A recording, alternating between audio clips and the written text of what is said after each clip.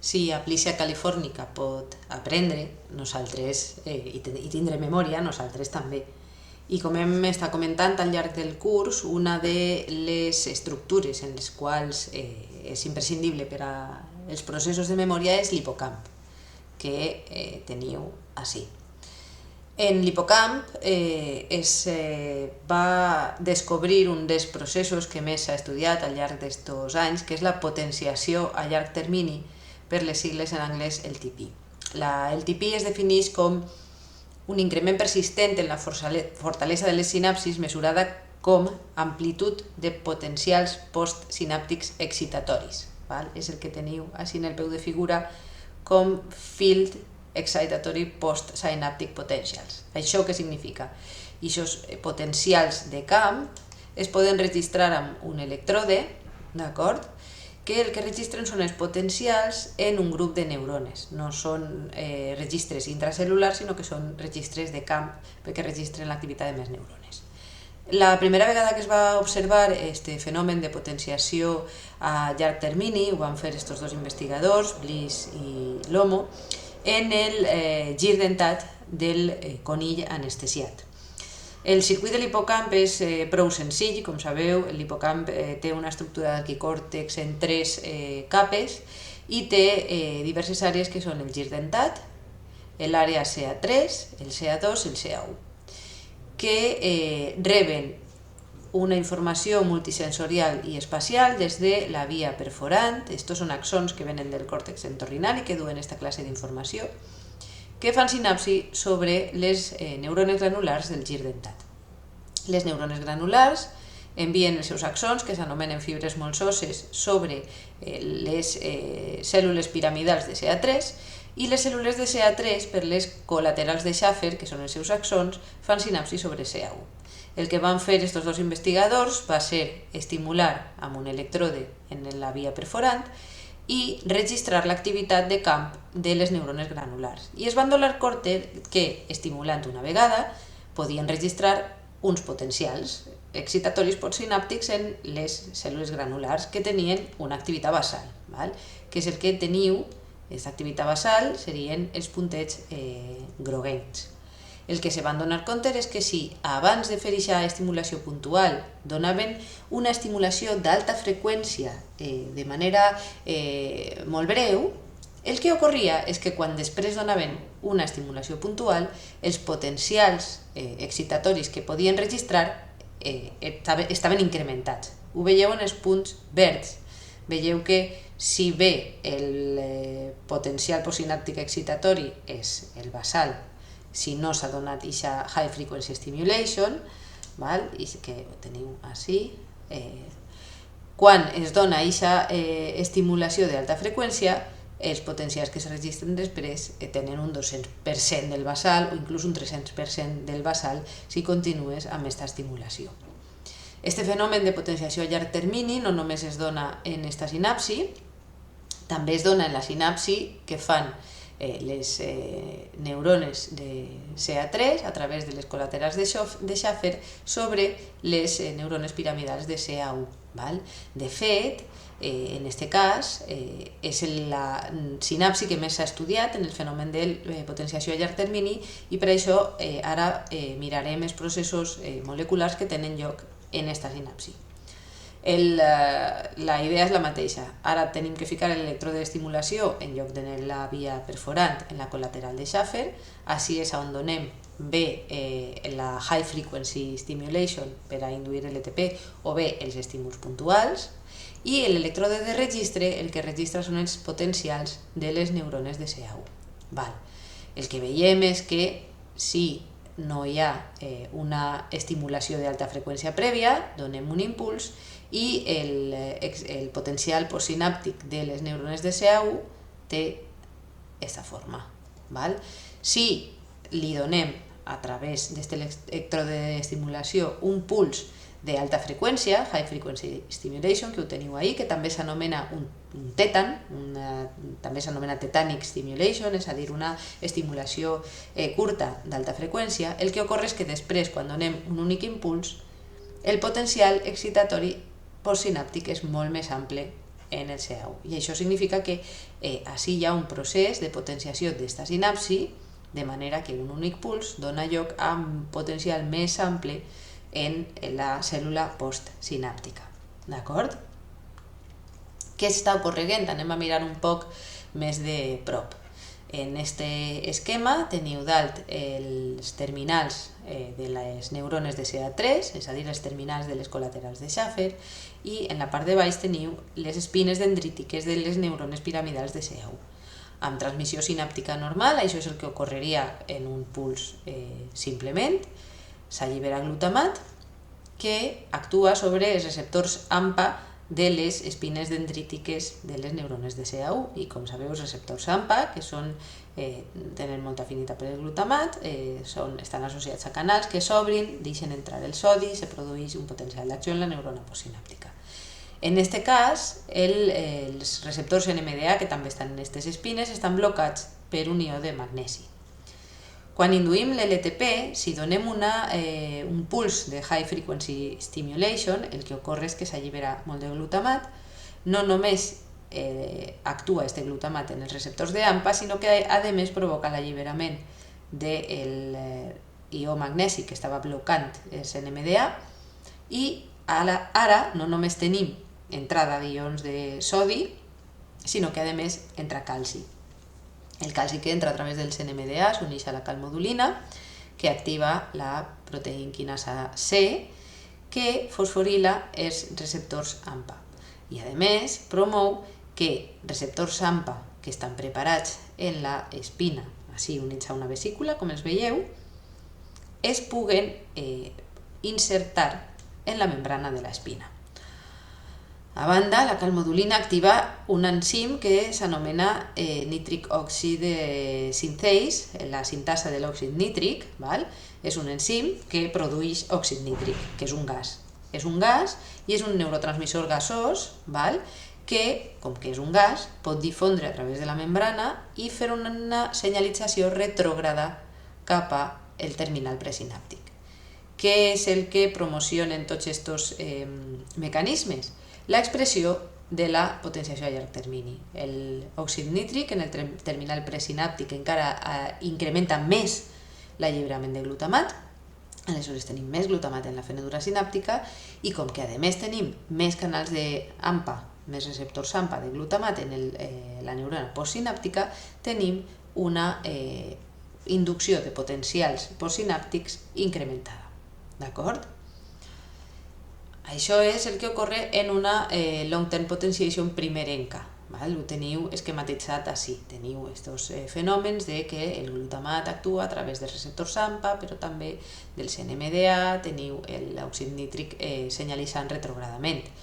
Però la calcicalmodulina no només fa el que havíem vist, sinó que si esta LTP continua en el temps, és capaç de fer dues coses. Per una banda, estimular la denilaciclasa per a donar producció d'AMP cíclic i activar la via de la proteïnquinasa A i de la MAP-quinasa, que com havíem vist amb Aplícia són capaces de fosforilar CREB1, que és un factor de transcripció, i el canvi en el patró d'expressió gènica el que fa és que es transcriguen efectors que promouen noves connexions sinàptiques. Aleshores, en una LTP ja més tardana, el que tindríem seria l'establiment, el creixement de noves espines i l'establiment de noves connexions, que això encara promociona més l'increment de potencials d'acció en la neurona postsinàptica. Si tu tens més espines, reps més connexions i tens més probabilitat de disparar. I a banda, també s'estimula una altra proteïnquinasa, la MZ, que encara és més eficaç en fer el tràfiquing de receptors AMPA per a que es col·loquen en les espines. D'acord? Això podem veure que també en aquest altre esquema també el que ocorre és que el citoesquelet d'actina de les espines dendrítiques també es promou de manera que les espines es mantenen i s'estabilitzen. D'acord?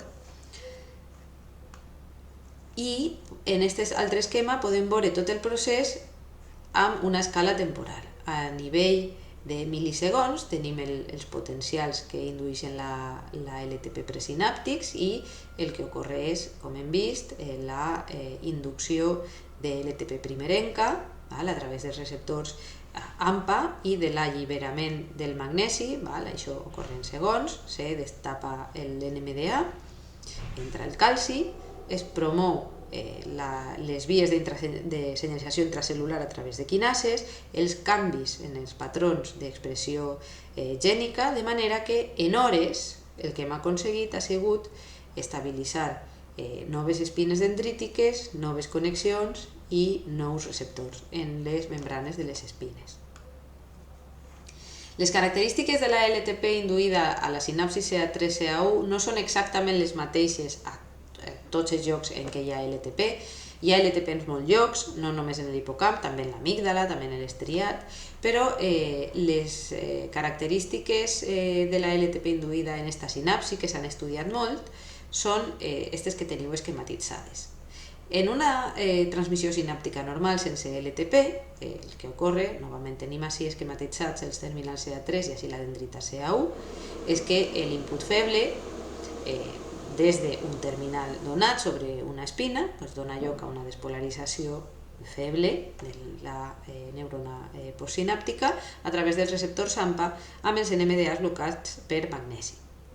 Però este LTP té un fenomen que s'anomena cooperativitat. Això vol dir que diversos inputs febles sobre diverses espines són capaços de sumar de manera que es provoca LTP en totes aquestes sinapsis. Són diversos inputs febles sobre diverses espines. Tenim LTP en totes les sinapsis. Això és el fenomen que s'anomena cooperativitat. També hi ha un fenomen d'associativitat. Fixeu-vos, si tenim un input feble, però a més coincideix en el temps en un input fort, aleshores es produeix LTP en les dues connexions.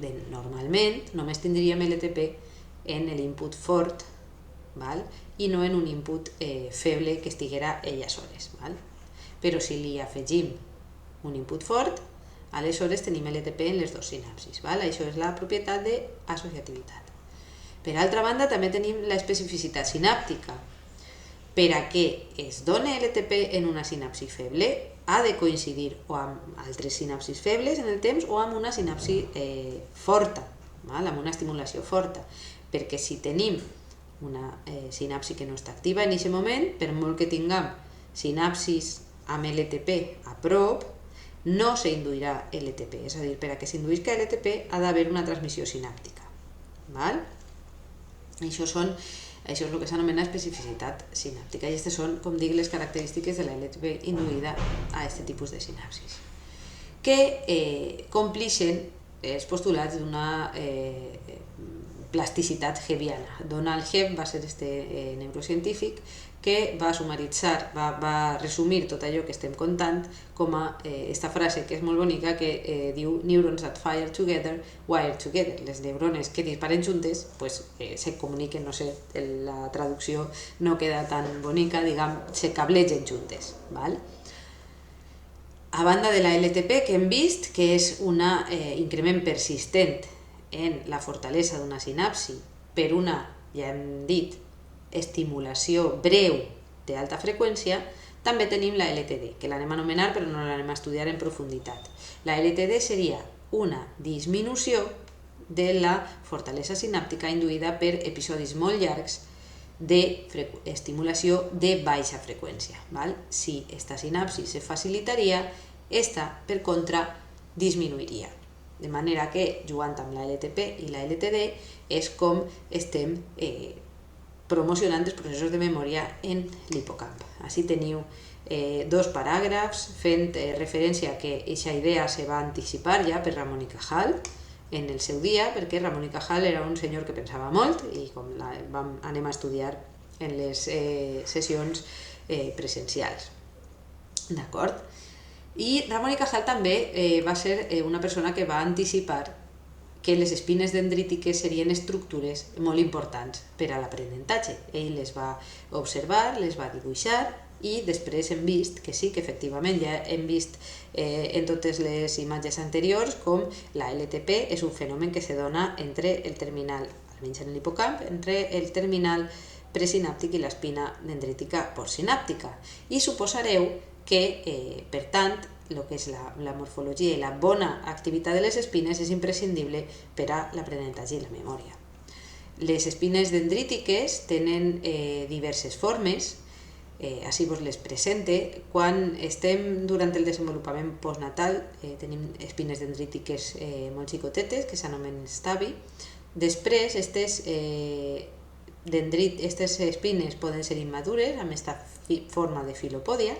La majoria de les espines tenen aquesta forma d'espines fines, veieu que tenen un tall i tenen un cap, i quan estem induint processos de LTP, les espines canvien de forma i fan aquesta forma de bolet, de mushroom. Aquestes espines són les associades a l'aprenentatge. Hem vist com amb l'LTP el que podem tindre és l'establiment de noves connexions amb noves espines a través de tots els mecanismes moleculars i la senyalització retrògrada amb òxid nítric i una estabilització finalment amb l'aprenentatge. D'acord? Què és el que ocorre? Que necessitem tindre aquest tipus d'espines saludables, per tant, per poder tindre aquests processos. El que ocorre és que les espines dendrítiques en discapacitat intel·lectual no estan madures i no se poden formar de forma madura. Per tant, a vegades es parla de que les discapacitats intel·lectuals, sindròmiques o no sindròmiques, són espinopaties. Així veieu una dendrita d'una persona de 6 mesos amb totes les espines que tenen aquesta forma, stabi, perquè ahí està encara prou immadur. Així tenim una persona de 10 mesos amb discapacitat intel·lectual. Veieu com les dendrites tenen aquest aspecte fi, més bé com els filopodis i com les immadures. De fet, si anem a una persona amb 7 anys que no té discapacitat intel·lectual, les seues espines dendrítiques tenen aquesta forma, i veieu que amb una persona de 12 anys amb discapacitat intel·lectual té aquest tipus d'espines dendrítiques.